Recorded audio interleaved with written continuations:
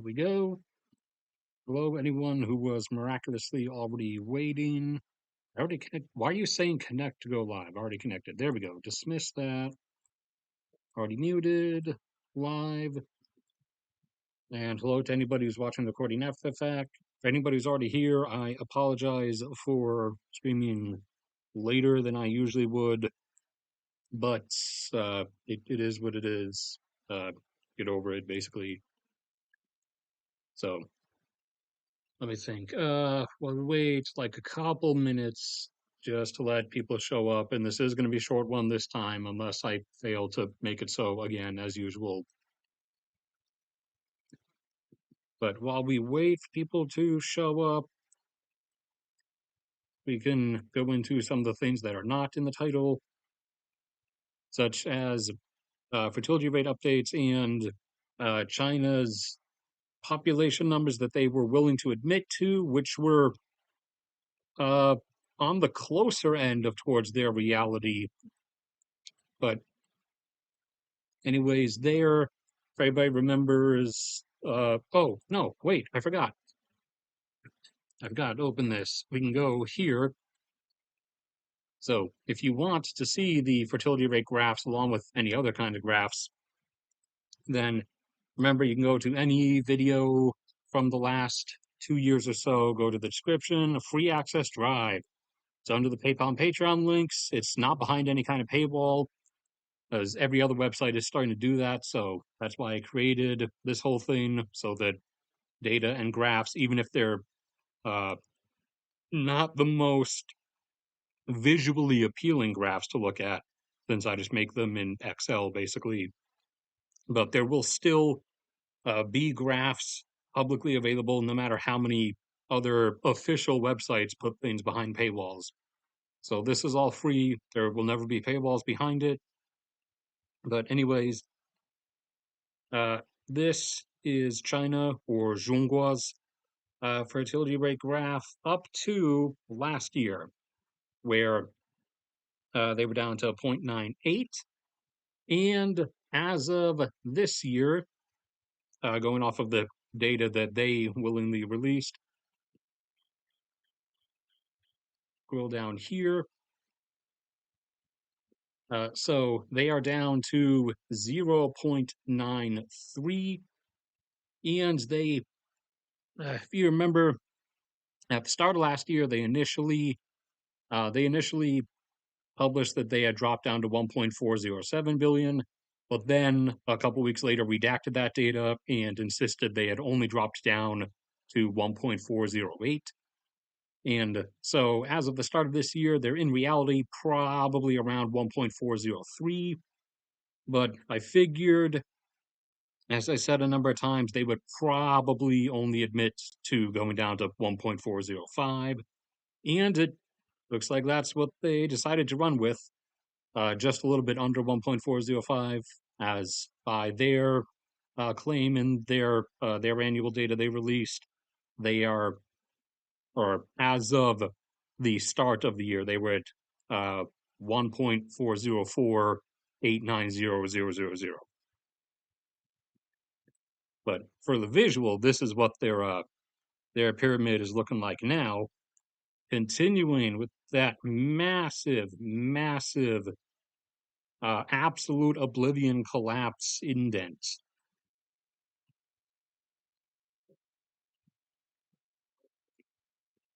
But while they're, so they are at, excuse me. Oh no, it's busted. We have to do this.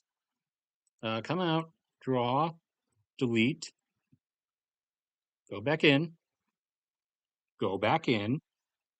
and then resume. All right, so they are now down. I'll update the graphs in like a few weeks or so. So they're now down to a birth rate of 0.93. Japan is starting to level off, it looks like. They're no longer dropping by large amounts. They're dropping by less and less, actually. And they came in starting this year at 1.12. And it's looking like they might be the one exception among East Asia. They might end up having a more European birth rate floor. of around like 1.1 or maybe close to 1 itself. It depends, as that has been the standard that's been seen in Europe, and that might end up being the average floor for the Middle East, as for the nations in the Middle East that have actually dropped infertility rates by that much, the rich Persian Gulf nations, primarily UAE, Qatar, Kuwait, etc., they seem to curve off at around 1.1. If we're going based on the example the UAE is setting, Qatar and Kuwait will get down there within like a couple years, so we'll see where they stop. But Europe and similar nations also tend to floor out at about 1.1, it seems, or 1, whereas East Asia has seemingly had a floor, if we're going by South Korea setting the example and the fact that many others are still going down, of around 0.7. And down over there in Latin America, over in Central America and South America, it seems in their case that they might actually have a East Asian type of floor, as a number of them have gone under 1, and several others like Costa Rica and Colombia are almost down to 1 and seem to still be going down by uh, decent amounts each year. So it'll be interesting to see where the total distribution of fertility rate floors or basement levels ends up for everybody. South Korea, just going to draw up here so that I don't have to try to cram it. South Korea hit 0.7 as their absolute bottom 3 years ago, and they have actually been going back up for the last 3 years and are now actually back up to 0.8. And it looks like they're still going up. Vietnam is down most likely right now around 1.8 or maybe 1.75. Thailand is around 0.85 or a bit below it. Taiwan is now down close to where South Korea was at 0.72. And Singapore is down there where the arrow is coming from. They are at 0.83.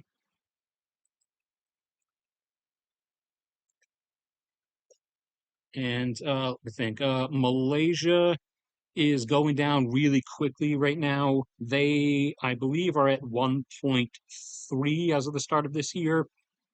And over the last like 10 years or so, they've been dropping by a fair like between 0.08 and 0.1 per year or so. And then Indonesia has some data troubles, so there's some ambiguity with them, but they're likely around 1.8 or 1.7. Although, again, because of some ambiguity, a lot of the UN general estimates still just blankly list them as I think 2.2 or something, and they're just sort of keeping them there, like in the same way that for a long time over in Africa, half of the countries were just listed as like 6.0 for 2 straight decades until we actually took a legitimate look at the numbers and data there. But all right, that's enough for those updates. That should be enough for people to show up who are going to, but are not going to talk, it looks like. I started streaming too late anyways, so that's to be expected. Okay, so starting with stuff, and you probably caught the latest bit here that I just bookmarked, another update from a few hours ago. So, and for anyone who's not familiar, as usual, this is not Google Earth. This is the bathymetric data viewer from NOAA, which is meant for viewing high resolution of the ocean floor topography and exact depths and stuff. So it's like Google Earth, but it's more aimed at the ocean. And it also does not cause streams to lag like Google Earth does, because Google Earth is a bitrate hog, apparently. But anyways, apart from, actually we have to go over here for that. Apart from the carrier strike group of the USS Abraham Lincoln, which is on its way to and closing in on the Middle East right now, should be almost there. The U.S., in preparation for the supposedly called off, supposedly no longer going to happen strikes on Iran, has been moving a bunch of other stuff into the region. We moved a whole squadron of F-15s from the UK down to Jordan. We also moved some other stuff. There were a bunch of C-17 flights from Germany and the UK to various locations in the Middle East, carrying undisclosed material, which, as I said, with the Caribbean stuff, is most likely anti-air defense systems and replenished missiles for air defense systems, along with in-air refueling tankers moving to the region, both from bases in Europe, and now these ones, as you can see, are on their way over from the mainland U.S.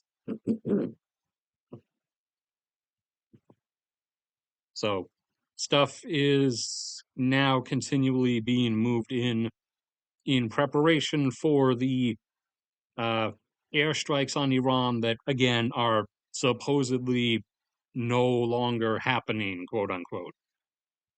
But we all know what that actually means.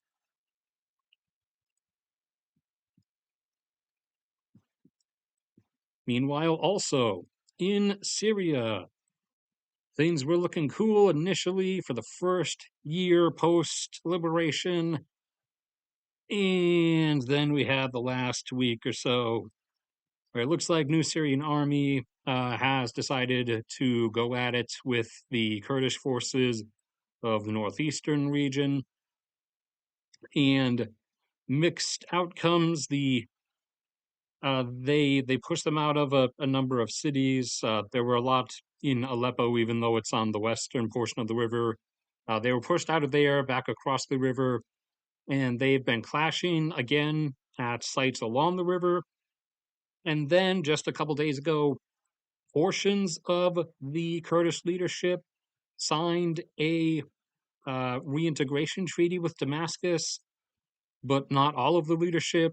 Other members and other like entire segments of it itself splintered off and said that they're going to resist until the end and they're not going to sign anything. So there's quite a bit of ambiguity about the immediate future right now, waiting to see if they get talked into it, or if the ones who signed decide to then back out of it again, and or if a whole bunch of fighting just restarts along the river.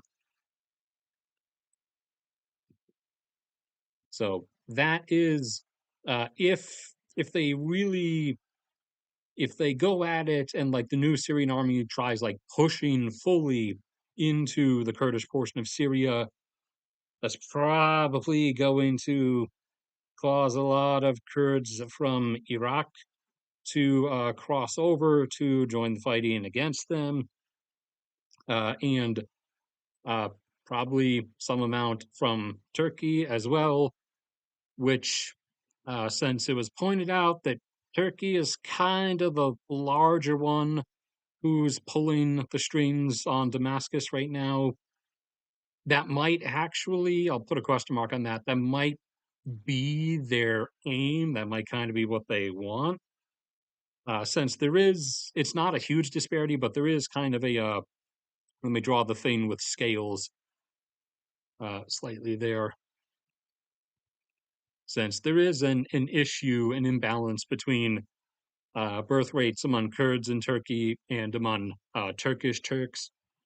So maybe might be seeing something here, might kind of be like maybe a small little play on Erdogan's part to try to stir something up like that might cause Kurds from Turkey to leave and go into Syria to then become part of the SDF and fight against the new Syrian army. And, uh, obviously the hope on his part would be that they get killed. Or it might, again, if if Turkey told the new Syrian government to go through with such, it might also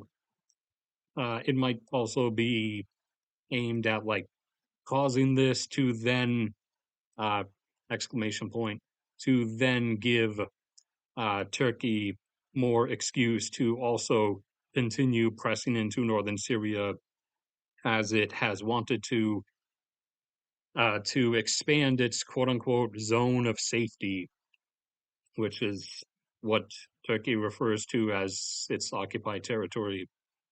So expand it to something like that instead of what it currently is, which is a lot more border hugging like this, like really close to the border.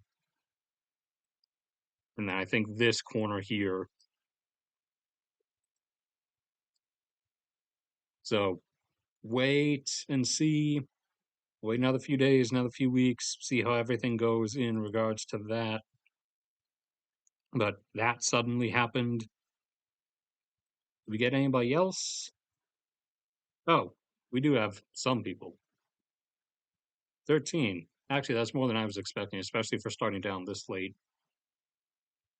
We've already been going for 17 minutes, so you can scroll back along the timeline. This one is legitimately going to be short because it's already this late. Let's see. Did China fertility rate stuff, U.S. equipment movement to the Middle East, the Syria stuff. Now, Sudan. So,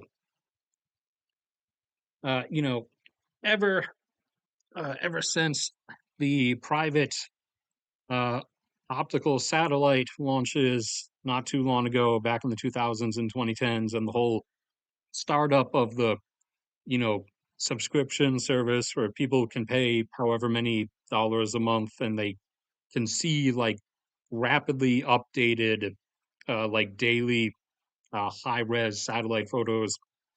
People have been spotting stuff, and at first a lot of it was back up there being used to spot movements and vehicle wrecks in the Ukraine war and such. Well, now some people started seeing some other stuff down here in Sudan.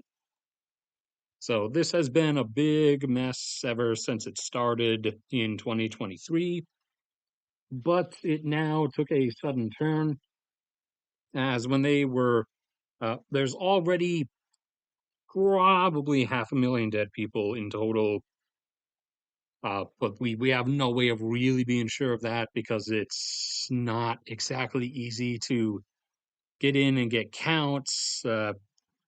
Convince either side of the conflict to not shoot at people who are trying to get counts.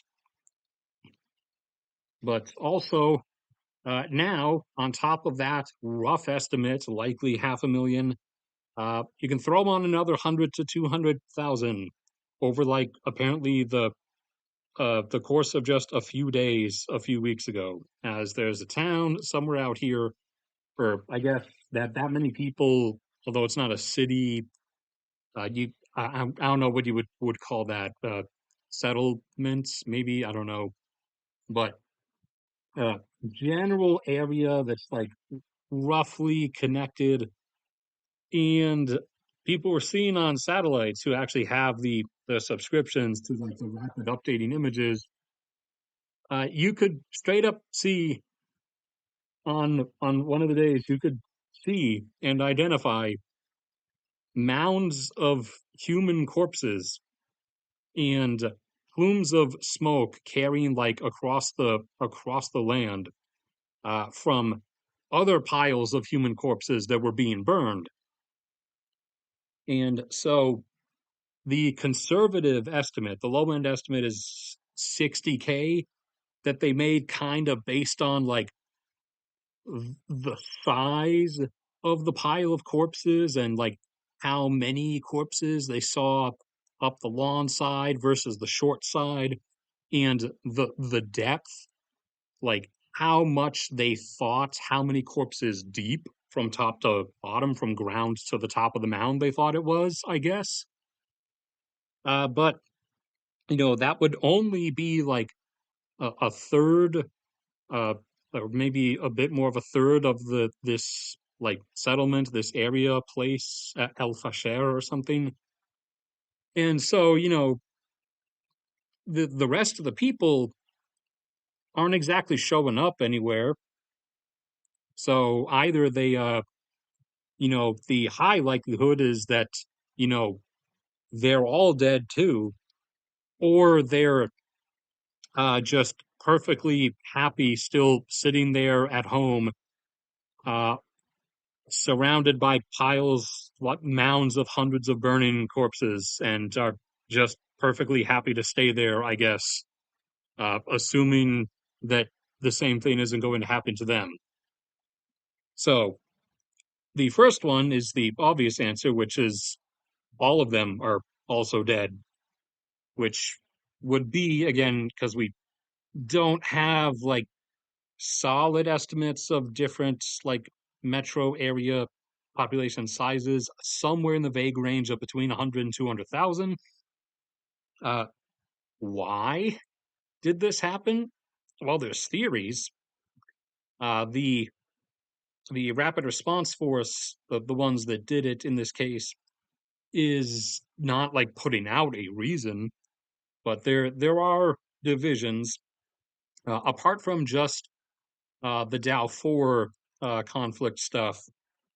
That's a different ethnic group from the regular southern Sudanese, at least.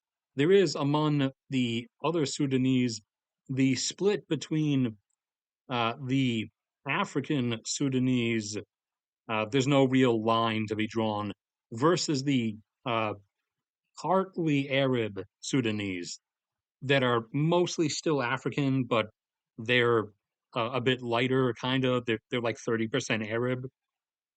So there is also that split, apparently. And uh, supposedly this was potentially a ethnically, racially motivated thing of one of those two splits against the other.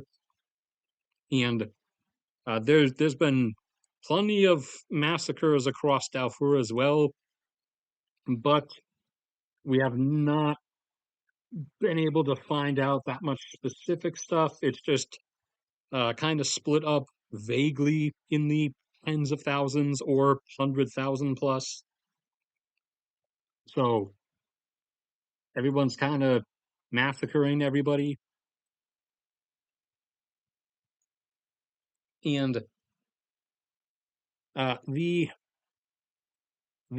rapid response forces, the as there's okay, so again, splits off Darfur here.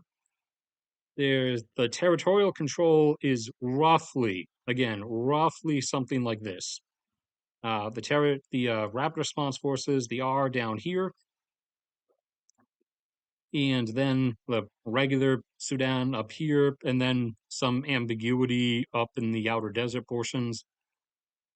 So the rapid response forces are funded and weapons supplied primarily by the UAE, who apparently, since they don't list where the UAE gets its gold from, this is now seeming much more likely that they're getting their gold from from illicit. It's called artisan mining when it's like still human beings with pickaxes digging narrow tunnels in the present day when mining in like almost the entire rest of the world is done with excavators and haul trucks.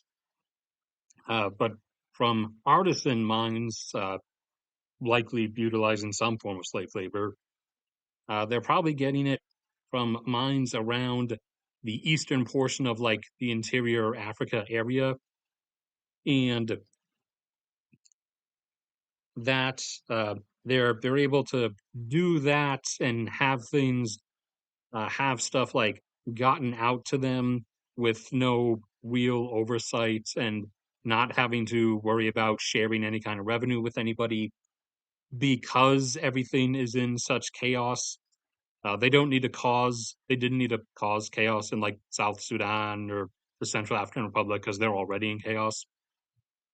But there is apparently a decent chance the UAE is like intentionally keeping this going because it keeps the like entire rough area in the black or blacked out of real supervision, and thus they can get all the various things that they want completely under the table, which they then the gold in particular they then fully refine and smelt and sell themselves as part of their growing push into non-oil revenues, as they're one of the only Gulf nations that's actually doing such a thing. But everything that they've been doing that's related to developing non-oil revenues, with the one exception being their aluminum plants, since that requires actual like high-paid skilled labor, and most of that's automated anyways.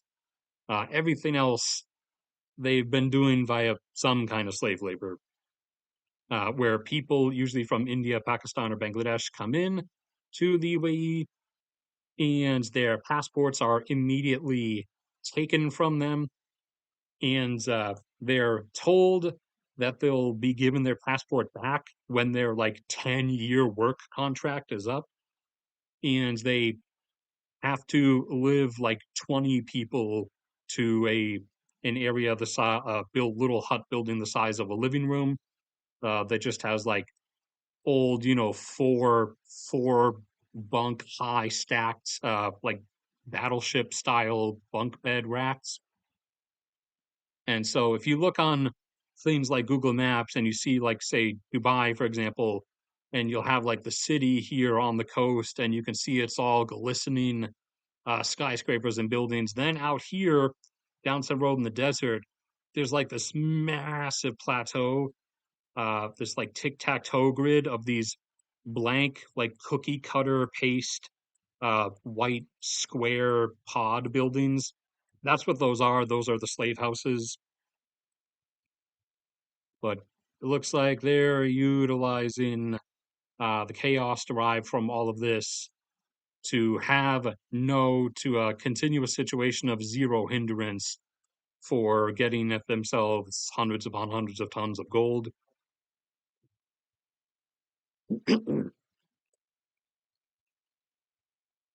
And also, of course, in the same way that Saudi Arabia did by funding various insurgent and terrorist groups over the course of decades, it does also serve a double purpose of keeping the general area down so that there's not going to be any like oil and gas exploration and development, so that any any potential additions that they can prevent coming on to the markets that would further suppress prices or would pose any kind of competition can be kept out. Any that they actually have some kind of sway or say over.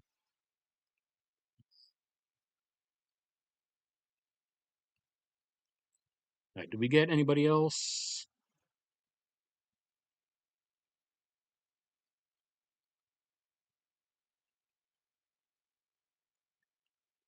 Uh, I I don't know. I have no idea what uh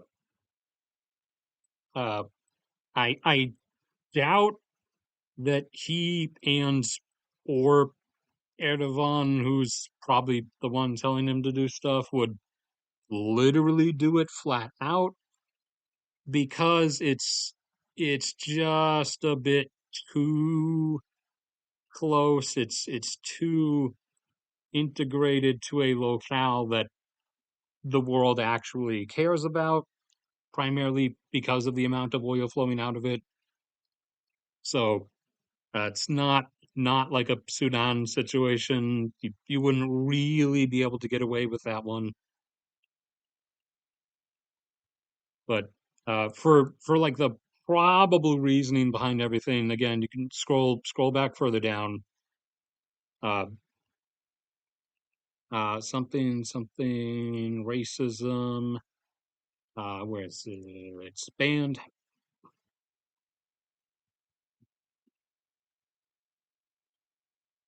Winning the no one's winning the civil war at the moment because although the RSF is only able to hold as well as they are primarily because the UAE is both funding them and giving them stuff to work with. If they were like cut off, then the battle over the last few years probably would have seen uh, the regular government, or we'll call him General Number One, because the two are split between want to be dictators, General Number One and General Number Two, who overthrew the previous general because they agreed to work together to overthrow him and just like shook hands and said, we'll fight each other afterwards. So now it's afterwards. So now they're fighting each other. Uh, General Number One and the regular army probably would have been able to ground down the RSF over a like a slow beatdown crawl. But because the RSF is getting constant outside supply and help, they're able to hold on in the manner that they are.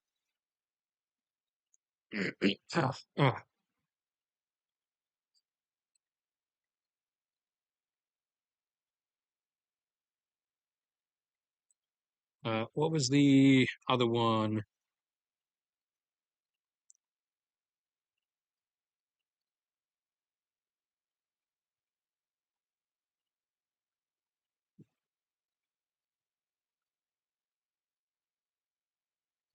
Uh, yeah, nah, that particular angle, there's a bit too much of a mess between them. There's a number of over well, there's a number of what's the term? Hold on. My brain is working. I just have to push the engine throttle forward all the way. Uh, Conflicting interests. Like some of them like at face value will work together. Uh, a lot of times, primarily just on the anti-Israel stance publicly, but they have quite a few conflicting interests to like really form some kind of like deep suicide pact or whatever.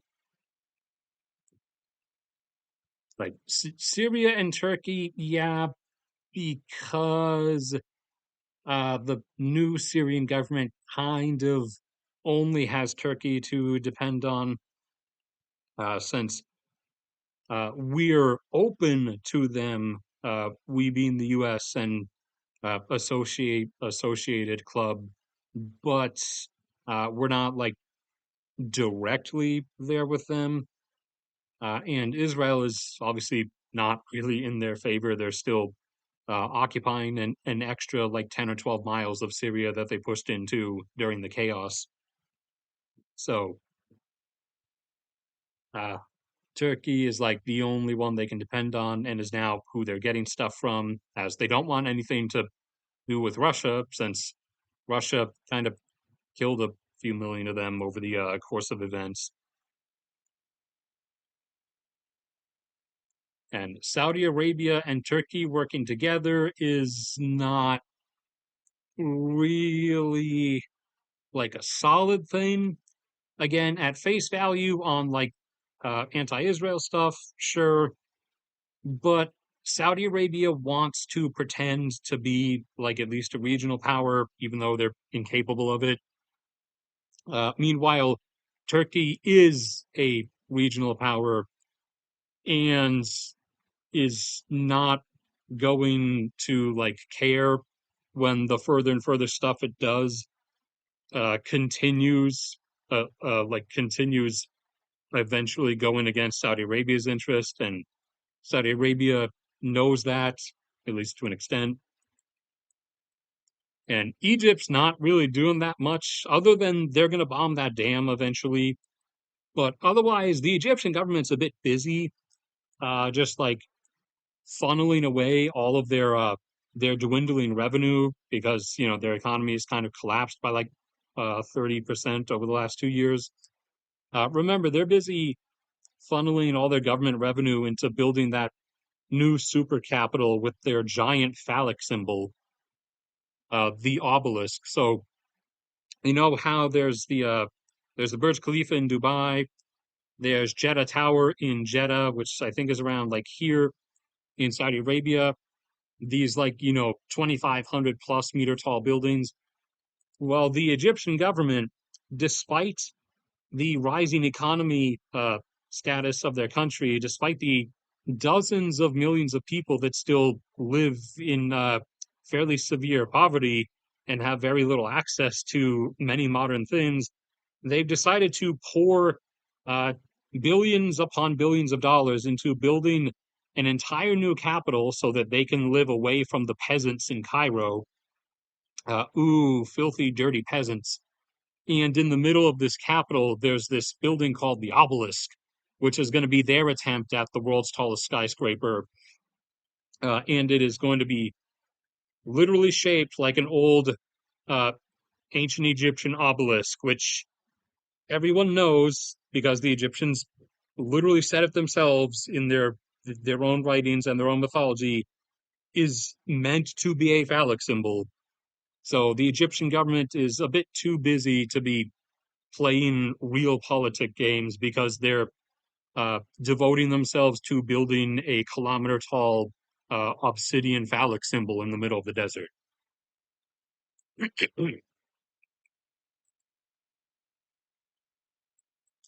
Now, by all means, these other buildings are also just phallic symbols.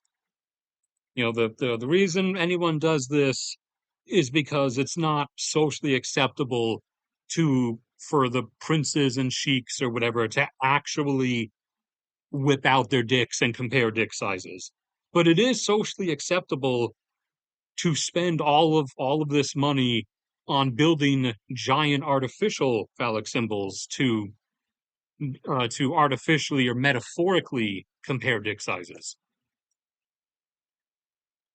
Let me drink some water, and that's probably going to be it because that's really all I have to go through. Not a lot happened in regards to things I would actually speak on, at least.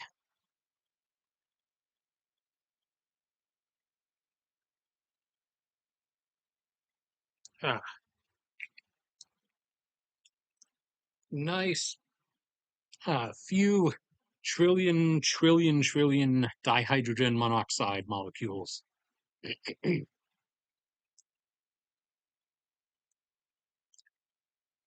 Trying to think if there's anything I'm forgetting about. I don't think so.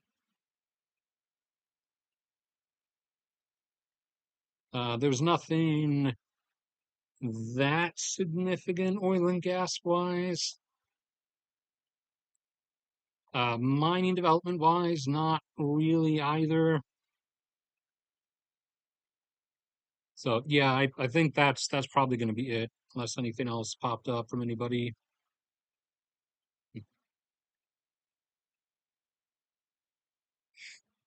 You just missed the Sudan stuff. That was uh hold on, to go back, yeah. Here I start right there, looks like. Then blah blah blah, UAE's involvement, and ends about there.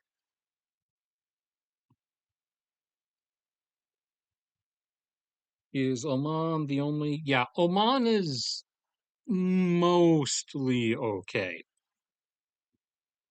Oman's mostly okay, although they did play a little part of their own in the whole campaign in Yemen, but they kind of pulled out of that a bit. It was primarily the UAE and Saudi Arabia that were in there.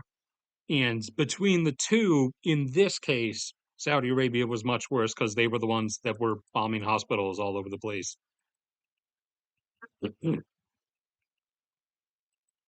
But yeah, among the Arabian area, Middle East countries, the quote unquote, as you phrased it, chill ones are primarily Oman to an extent and Jordan, who is the most like peaceful and normal one out of them. The rich Gulf nations, Kuwait, UAE, Qatar, etc. They're like peaceful on the surface to like walk around in. Like you can obviously go to Dubai or Doha and walk around, and you're not gonna hear someone shout a death phrase and then blow up a car bomb. But they don't get to qualify because they're all importing and using literal slave labor. Just with that passport confiscation, uh, they came here willingly. Look, they signed the paper to agree to the slavery. The legal language workaround that they've come up with for it.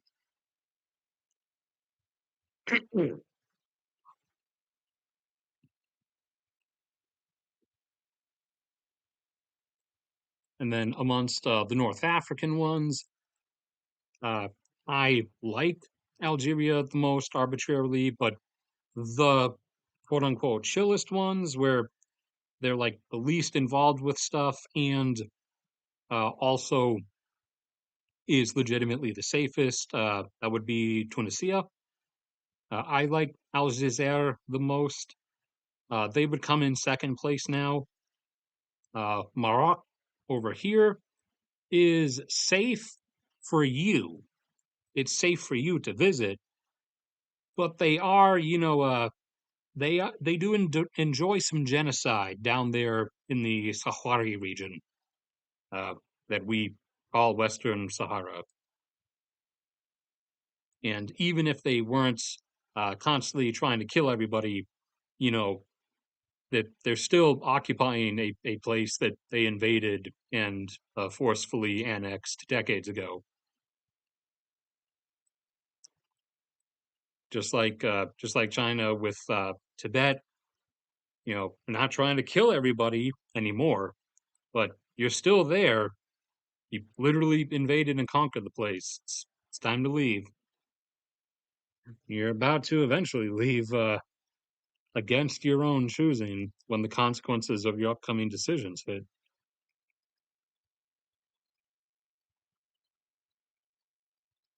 Let's see. Looks like that's it. All right. If that's it, then that's where I'm going to call it off. Oops, forgot that was up. And that.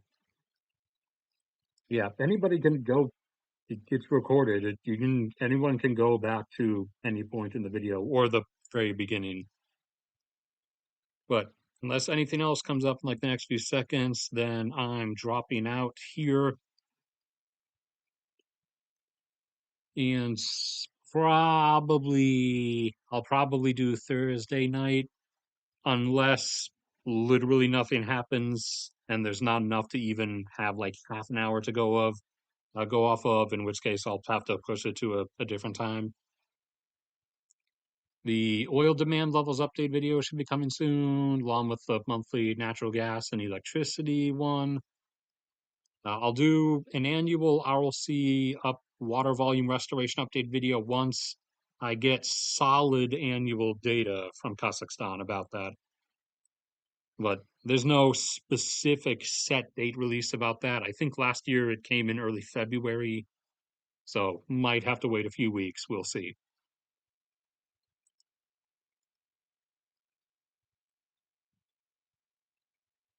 All right. That's it then. I will see everybody around next.